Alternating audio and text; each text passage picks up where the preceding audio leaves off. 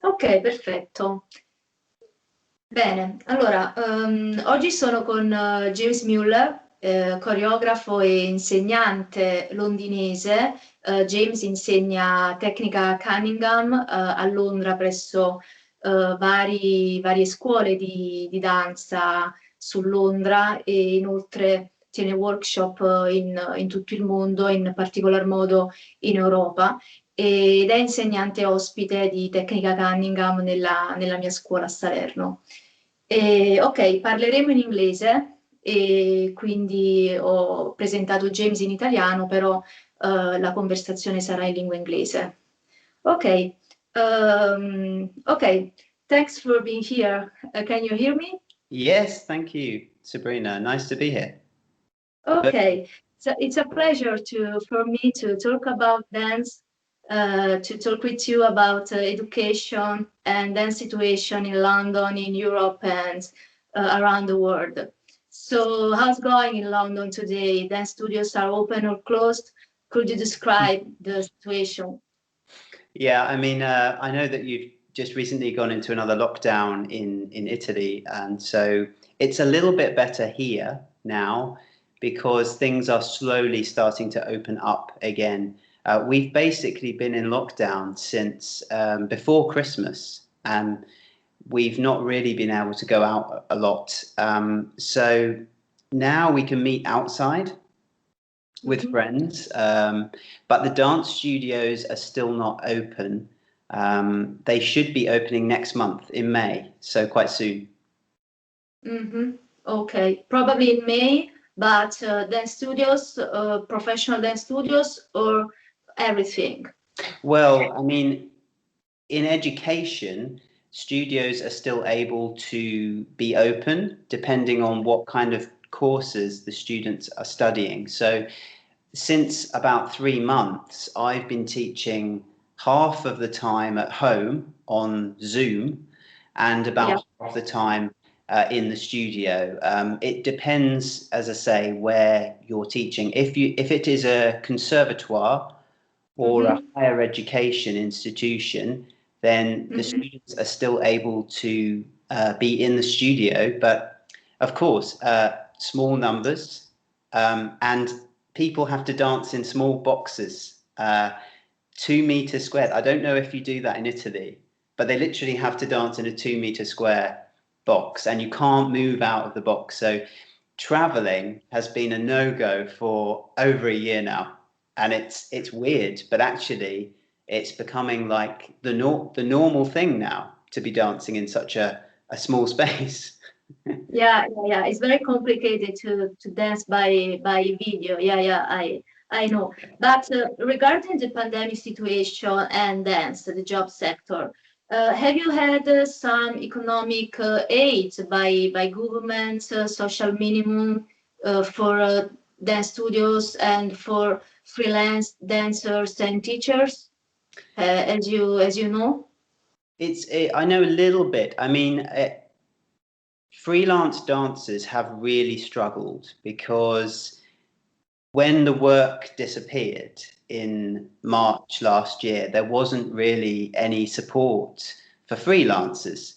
There was a lot more support for people who were in contracted jobs. If you were in a full-time job, like say you were in a company like Rombe or one of these companies, then there's something called furlough, which is a kind of new word in English. But basically it means that the government would pay a certain amount of your salary, of your money per month. It would be about 70%. So you would still get living money if you weren't able to work. But the freelancers kind of fell down through the gaps, which I'm sure is the same in a lot of countries. So there has been some support for self-employed dancers since then, but not enough. So yes, it's been tough, very tough for self-employed dancers. It's the same situation in Italy because it depends on by contract. Yes. So it's very simple to have a contract, but for freelance teachers, freelance dancers, it's very complicated. So it is the same situation in Italy. But regarding your career, regarding your way of teaching, today you are a contemporary dance teacher and a Cunningham dance teacher.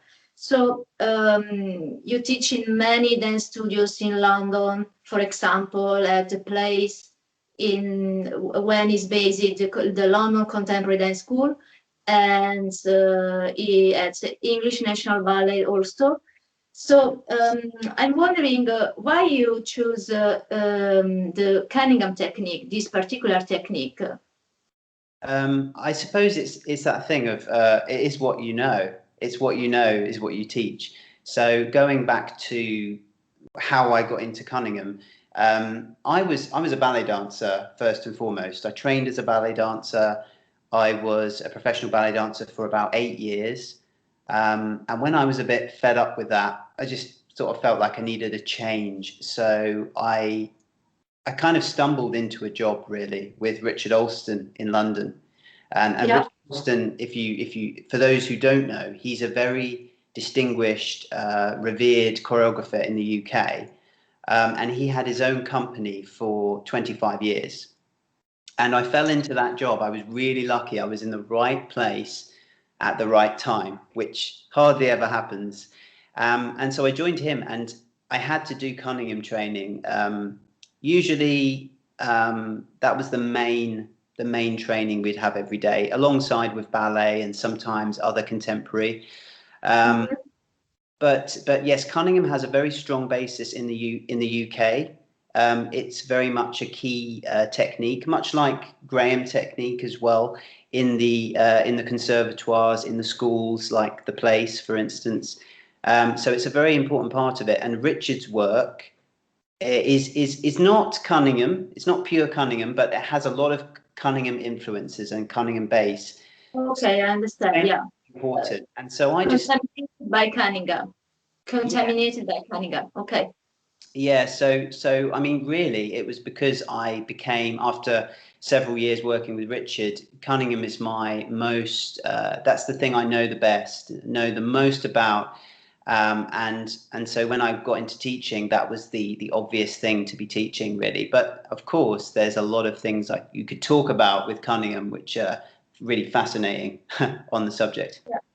Yeah, I know. So regarding the Cunningham technique, the pure Cunningham technique, what are the physical characteristics and the background studies to get a Cunningham dancer? So to be a Cunningham dancer, you don't have to have any particular physique or type of body. It's a kind of technique that you can always adapt to. I suppose the key characteristics of Cunningham, it's quite an upright technique. So it's very much, I mean, Cunningham himself used to danced for Martha Graham. And then when he went on to develop his own technique, he took a lot of elements of Graham, but he approached it in quite a different way. So you begin standing, and everything you do with the torso is very much led by the spine, by the back. So whereas in Graham you use like contractions, for example, there's a certain like level of tension there, but it comes from more from the front of the body, you could say. The movements are led from the back, and you have a series of different back movements like curving, tilting, twisting, arching, etc. But on top of that, it's a very characteristics, I would say, are that once you have the fundamentals of the technique and you know and understand the basic movements, there's then kind of limitless possibilities with what you can do with it. Whereas in, say, ballet, there's a very sort of strict structure about which movement can come after another. There's not a limitless amount of options. In Cunningham, you can pretty much go from anything to anything within a sequence once you've warmed up. So there's very much that surprise element to it. It's also very rhythmic because he liked complicated rhythms. So you can forget eights all eights. You can be doing sixes, fives, sevens, nines, sometimes even in the same phrase. And I suppose another thing is that you don't have a conventional front like in a lot of dance techniques. You know, you sort of lose that whole sense of the proscenium arch, or whatever you call it in Italian. I'm not sure. The proscenium arch, we call it, which is kind of, you know, that part of the stage which kind of goes all the way around. It's really means that you can move in any direction at any time, and there's no actual front. So whichever way you're facing at the time is your front, which is why Cunningham is very much suitable for site-specific work, because you can have an audience all the way around. It makes no difference where you would stand or sit, because you will see different things at different times. And so you don't have a pullman. Like in ballet, you use a pullman to show yourself to the audience. There's none of that. It's all gone. Yeah, surely. Yeah, I understand, because today contemporary dance is very contaminated by different styles, different techniques, different movements. But it's very important to teach the pure contemporary and modern dance techniques, as Cunningham, Graham. I think we have some keywords, technique keywords to educate, to create a good dancer. And so it's very important to teach some keywords, some keywords technique by Cunningham, by Graham is very important. So today contemporary dance is very contaminated by different ways, by different styles and movement. But do you think it's important for you to study ballet, classical ballet, to get a contemporary dance, to get a modern dancer? You know, it's a really interesting question. It's a great question, and I've heard it asked a few times, especially in recent years. I think it depends what background you come from and how you perceive dance in terms of technique versus, you know, creativity, maybe. I mean, coming from the kind of background I do, I can see the relevance of doing ballet. But that's in the same way that I can see the relevance of doing Cunningham, say. It's the same kind of thing, because it's preparing you, it's making you strong, it's making you flexible, you know, and it's kind of means that if you can get to a certain level in ballet, you're strong enough to cope with a lot of different things and to work technically well.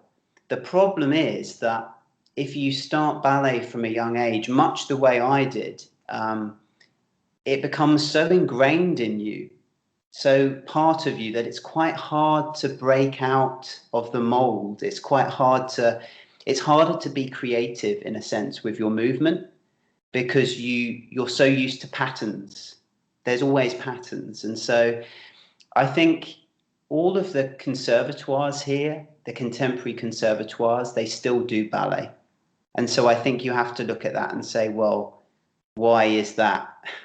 There is a reason for it. But at the same time, it doesn't have to be, you know, we're not talking about really Russian ballet or really a certain style of ballet. We're just creating strong bodies, strong, able bodies. And so, you know, it's good to have ballet that really moves, that is perhaps a little bit more freer in a sense. I mean, if you look at a lot of modern companies in Europe, they're really what you'd call contemporary companies, but they still do ballet as their main training in a lot of places. So I don't really have an answer, because I think there's definitely an argument both ways. But personally, I can see the relevance of it.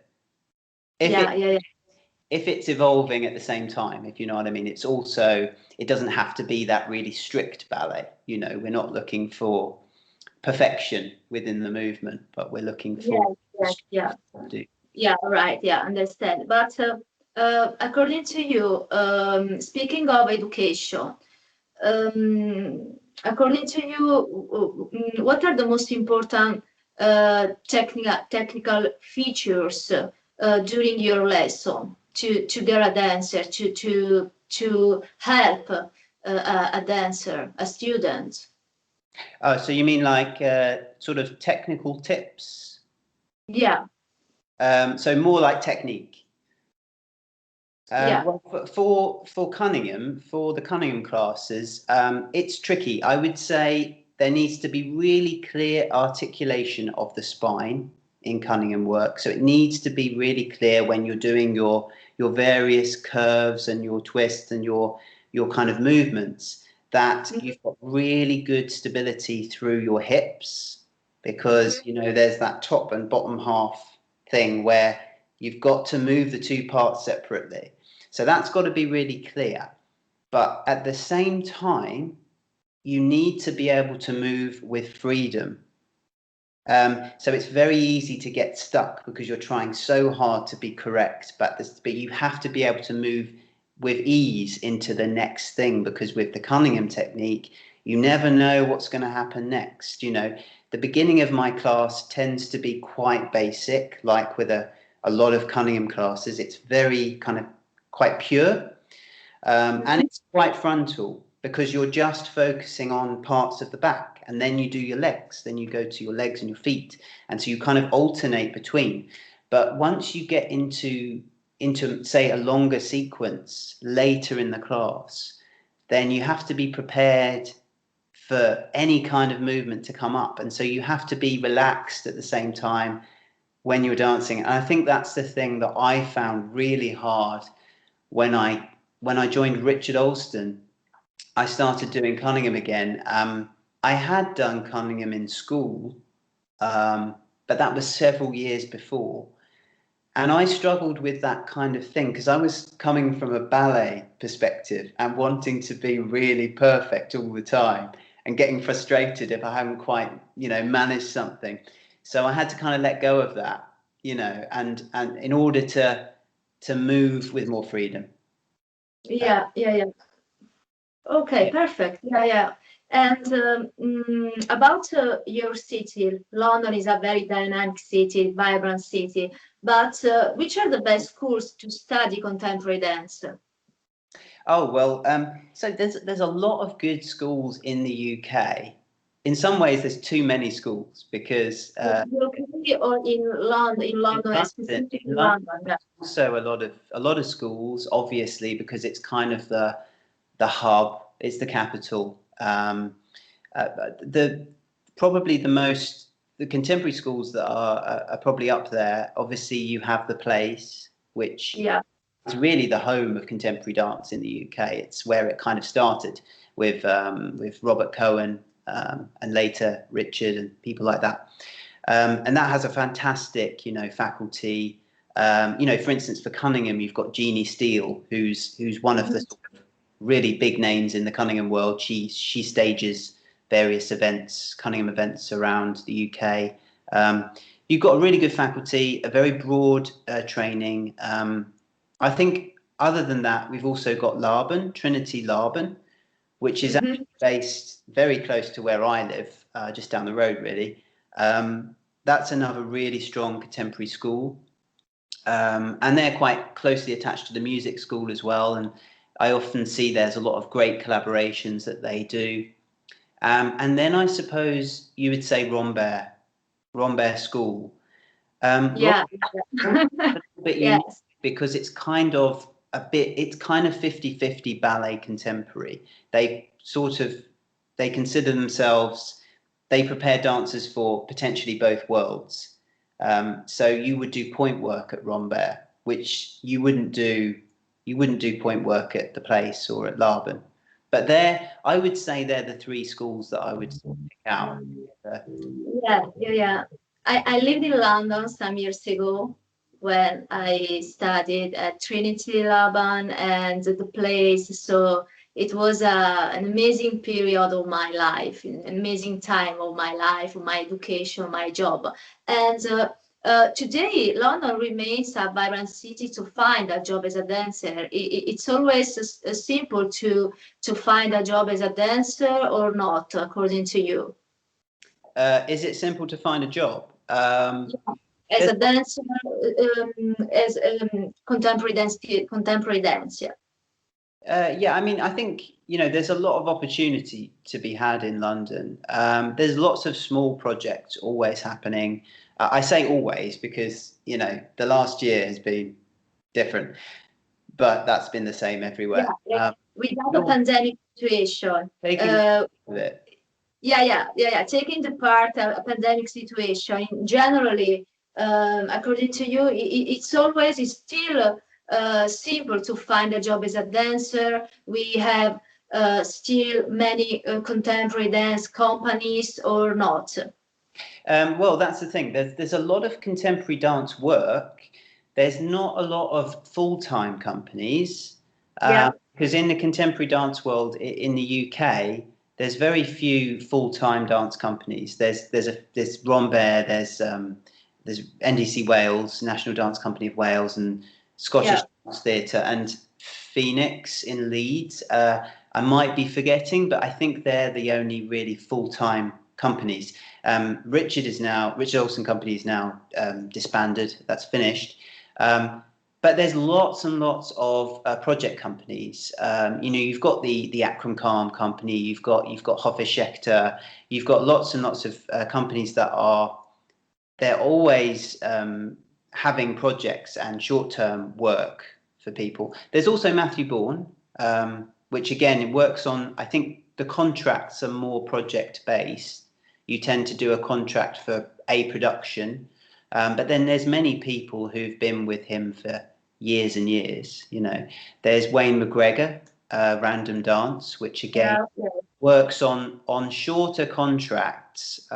So you tend to, you know, you do say 6 weeks on, 2 weeks off, 3 weeks off, and that's how it would normally work, I believe. It means that some of the time you might be out of work. You might have gaps where you're not getting paid, essentially. But there's many companies, and there's lots of work there normally. But then there's a lot of people as well. There's a lot of dancers searching for work. So there's still competition because people are coming to London to find jobs.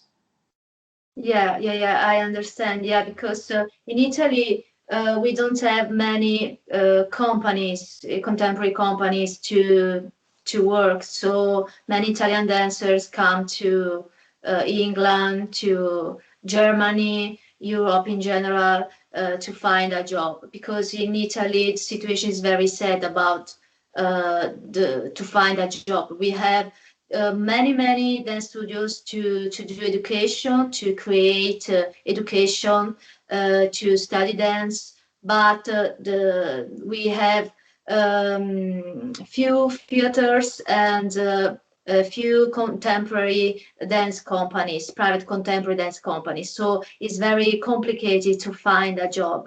So according to you, you travel a lot. You travel a lot thanks to your job, during your workshop.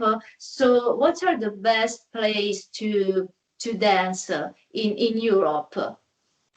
I mean, I would probably, for me, it's probably an easy answer. I would say Germany is the best place to work as a dancer. I worked there myself for 5 years, only in one company, but I took classes. I went to lots of other companies. I saw lots of other companies performing. The reason being that they're state funded. Theatres are state funded, or they're funded by the city. So they have the money and they're given the money to do what they need to do, essentially. You get good job security if you join a theatre in Germany. You know, you get all that stuff, your health insurance, your pension, you pay into it. It's all there. and you don't have to really worry about it too much. And you can earn even in a small house, you can earn a living wage, and it's quite good and it's quite comfortable. And on top of that, if you go to Germany and you work somewhere for a few years, you can move around very easily. I mean, I'm kind of not speaking from experience, but I know because I was offered another job before coming back to London. I was offered another job in Germany after Ulm. I was working in Ulm. And so you can move around very easily. You can take classes very easily. And also, when I was in Germany, we did a ton of gala performances, which were so fun because, you know, different theatres would host these evenings, you know, much like you do quite a lot in Italy with festivals. You know, you have a lot of festivals, don't you, for dance. And so the companies would get to know each other and like sort of hang out for a few nights maybe, and go out and have a meal together, and, you know, and perform together, and sometimes do these little défilé pieces together. So it was quite fun doing that. Yeah, I understand. Yeah, Germany is very important to find a job because I think Germany has a strong welfare to people and to dancers also. So there are many job opportunities, many theaters, but at the same time, Germany has a strong welfare for people and for dancers also. So according to you, you are a dancer and after a teacher. It's important to be a dancer to become a good teacher. Oh, yes, another really good question. I think, you know, it depends who you're teaching. For me, if you're teaching on a fairly, what we call like a local school kind of level, you know, hobby dancing, as it were, then yeah, there's no reason for you to have been a performer, you know, a professional dancer. But I do think when you get to a higher level, that it's useful to have been a performer. It's not essential. I would say it's not essential. I know some really good teachers who teach in really good schools and conservatoires who are not necessarily performers. But I think it's really helpful because when you're training at a higher education, you are being prepared for the professional life. So as someone who had a professional career, I'm able to impart some wisdom. You know, I have tips, and we know what it's like finding a job, how hard it can be, how frustrating it can be, and then you know, working in the industry, what it's like touring night after night, going to a different, you know, venue on a night bus or whatever, you know, and you've got those kind of stories to tell, haven't you, I suppose. And I think when you're a student, it's nice to hear stories as well, like interesting things from someone's career. It can be inspiring, you know. It can spur them on a little bit. So I don't think it's essential, but it's really good. It's great to have that knowledge. Does that make sense? Yeah, I understand. I'm totally agree with you. So, after the pandemic situation, you have some next project about your career? Career. Well, at the moment, I'm doing a lot of teaching because I'm just doing that all the time, really. At the moment, I have a few little tiny performances coming up in June. I don't really dance much these days. Because I stopped 3 years ago, and I've been teaching since then. But I do these little arts evenings and make a few little duets. They're quite sedate, nothing too acrobatic or wild. But yeah, I'm teaching a lot and just trying to kind of keep it varied. I quite like teaching at different places, doing guest lecturing, and obviously, you know, guest lecturing. I'm looking forward to eventually being able to come and teach for you, because that will be a lovely experience. I actually have some really great memories of Italy.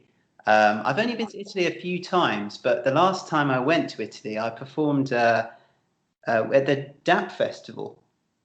Pietra Santa, and I have this. We did a duet on the steps of the church there in the town square, and it was one of my favourite performance moments, and it was actually my last ever performance with Richard Alston. It was almost like a little extra gig I did at the end. But yeah, no, I'm basically teaching, and I'm just really enjoying it. And yeah, it's been really challenging, you know, for everyone the past year, but I've learned a lot. I think we all have as teachers. And obviously, you know, it's the challenge is keeping things fresh, keeping them interesting for students, because, you know, it's not that easy when you're dancing in your living room or your kitchen, or you're dancing in a tiny space. So you've got to try and keep coming up with new ideas. Yeah, surely. When pandemic ends, you come in Salerno to my dance studio to do a workshop. We have a workshop, so surely when pandemic ends and when it's possible to travel and to work in dance studios, you can come here to do your workshop. So it's a pleasure for me. So we reorganize our workshop together. Oh yeah, I'm really looking forward to it. I just hope it happens soon, but it will happen at some point when we get through this period. I'm really looking forward to coming, and it's always great to be in Italy. So yeah. Yeah, it's a pleasure, because I think you're one of the best dance teacher in Cunningham technique and contemporary technique in London. Right. And so it's a pleasure for me to have you in my dance studio in Salerno. So surely you come here when we can work and we can open our dance studios. So thank you so much, James. Thank you for your words, for your experience to sum up your career. And I hope to see you soon, and I hope to work with you soon. Thank you very much, Sabrina. Thank you. Thank you. I switch off, I stop the recording, okay?